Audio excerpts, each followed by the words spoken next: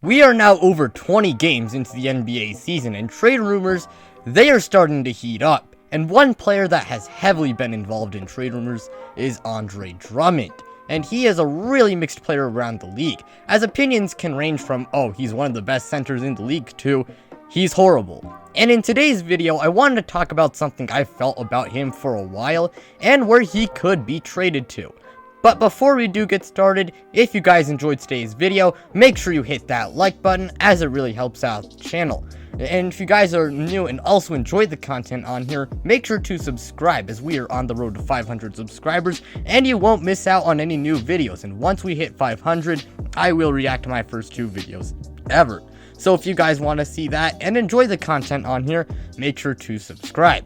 But with that being said, let's get this video started. Now, Andre Drummond was drafted 9th overall by the Detroit Pistons, and in his first 3 years, he'd be a pretty solid player, as he'd average over 13 points per game, and he would grab a lot of rebounds.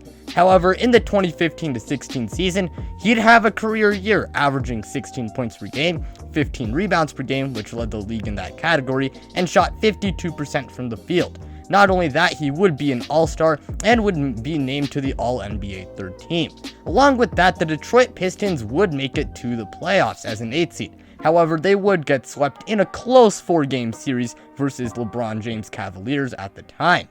In the 2016-17 season, well, he'd take a bit of a step back, and the Pistons would miss the playoffs. In the 2017-18 season, though, he'd have another pretty good year, as he'd average 15 points per game, 16 rebounds per game, which also led the league in that category, and he shot 53% from the field. Not only that, but he would make his second All-Star team. However, Detroit would miss the playoffs that season, unfortunately. And in the 2018-19 season, this time he would have former All-Star Blake Griffin, and Blake Griffin would have a career year. Andre Drummond, though, on the other hand, would not have as good of a season, and even though they would make the playoffs, well, the Milwaukee Bucks would absolutely kill them. And at the trade deadline of the 2019-20 season, he would be traded to the Cleveland Cavaliers for a package that really was not much, and people were shocked that a 2-time All-Star was traded for John Henson, Brandon Knight, and a 2nd-round pick. Recently, the Cavaliers announced that they would sit Andre Drummond until they could find a trade. Now, this is where my opinion of Andre Drummond, the one I've been feeling for a while now, well, this is where it comes in. Now, breaking down Andre Drummond as a player, Andre is basically just a traditional run, jump, and dunk big, who's a really good rebounder. He's a pretty good, when it comes like scoring in the paint, he's pretty decent at that, and he does traditional big man stuff, if you know what I mean, and just all that. Now, if you were to look at his Pro Basketball Reference page, you might think, oh, he's one of the best centers in the league. Well, here's the thing about Andre Drummond. That's what I've been thinking for some time. Here's where it comes. Andre Drummond is not as good as his stats may make you think. Like, think about Hassan Whiteside. If you were to go to his Basketball Reference page, you might just think he's one of the best centers in the league. But you've also heard about people saying, oh, he just puts up good stats, but if you watch him, you know he's really just not that good. And those people do have a point.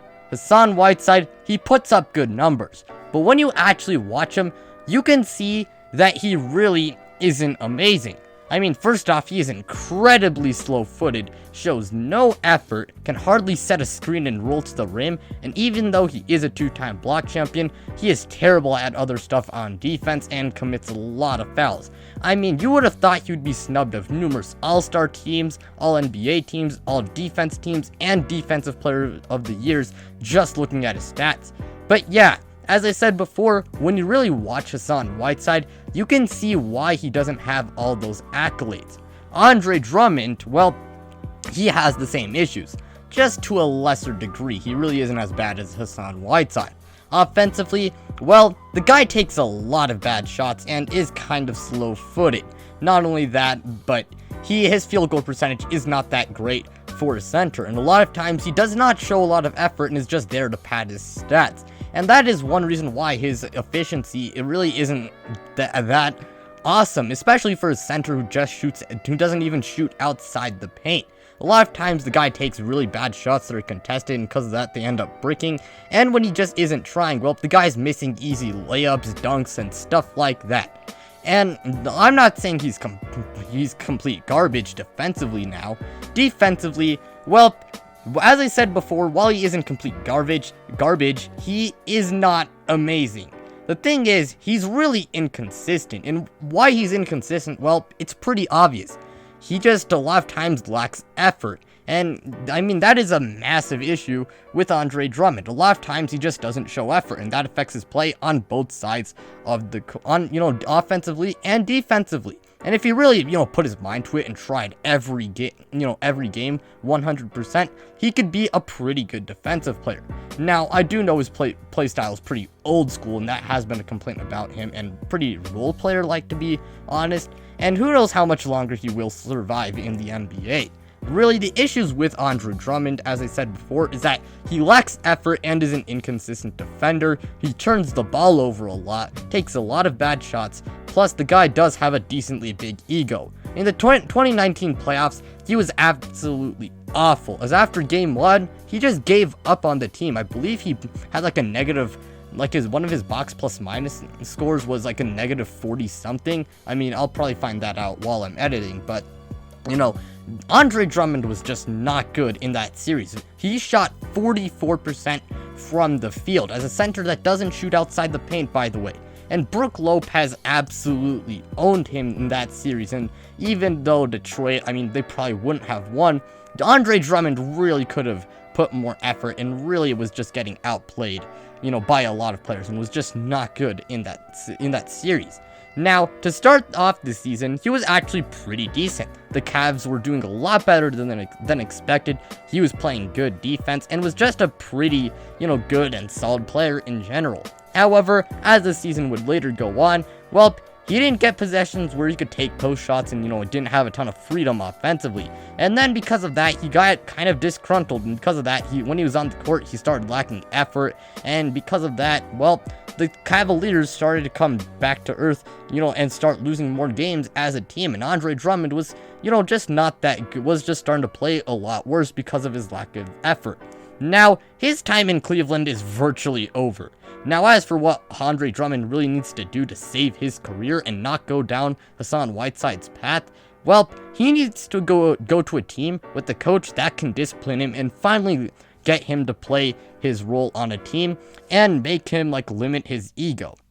And if a coach can discipline him, can finally get him to put his ego aside, and he gives his 100% every game on offense and defense, he could be a really good contributor to his team. Now, as for where he could go, I think the most realistic options could be a team like the Toronto Raptors, maybe the Boston Celtics. The Brooklyn Nets have been rumored to get Andre Drummond, and so could the Dallas Mavericks. Now, I will say it will be hard to kind of trade for him, as his value is not that high right now, and it is pretty low, and it's going to be really hard for a team to match, his $28 million contract. So because of that, I'd guess a trade might have to be between 3 teams, and I mean, that's really just the case with Andre Drummond, trading for him. And if there is a chance that he's bought out, I do think there will probably be teams that will sign him on a 1-year, relatively cheap deal that's kind of like, prove it and, just don't go down the wrong path, just prove it that you are not trash deal, if you know what I mean. If you ask me, I think one of the most likely destinations is the Toronto Raptors. If Nick Nurse can discipline him, he could be a really good player for them. Defensively, he is a big body, and the Toronto Raptors, after losing Marc Gasol and Serge Ibaka, have been struggling with size, especially at the center position. Chris Boucher, he can play center, but he's not exactly that big. Aaron Baines has been pretty disappointing and has really proved that he's better when he is a bench player. And Toronto could really use some size in the paint, as I said before. And if Andre Drummond was there and he started putting his 100% effort in every game on both sides of the court, he could be very good for them. As the offensively, well, he could be a good putback guy, as the guy is a really good rebounder. I mean, arguably the best in the league. And defensively, not only that, but he could be really good for, if they decided to try and do the wall strategy again, he could be pretty good for them, as he is a big body, as I said before. And one more thing to add offensively, I do think if he starts putting more effort, as I said, if he puts his 100% effort, maybe the guy could also be a really good pick and roll player. Also, maybe he could also finally deliver on his promise to start stretching out the floor and shooting threes, but who knows if that happens. I mean, I guess that is like a lot to ask for, but if he can put his 100% effort into every game on both sides of the court, well, he could be really good. It's just as simple as that. But with that being said, that will wrap up today's video. If you guys enjoyed, make sure you hit that like button, as it really helps out the channel. Subscribe if you guys are new and enjoy the content on here, so you do not miss out on any new videos. We are also on the road to 500 subscribers, and once we hit 500, I will react to my first 2 videos ever. But anyways, with that being said, if you guys want to see that and enjoy the content on here, make sure to subscribe. But now, I'm out, you guys.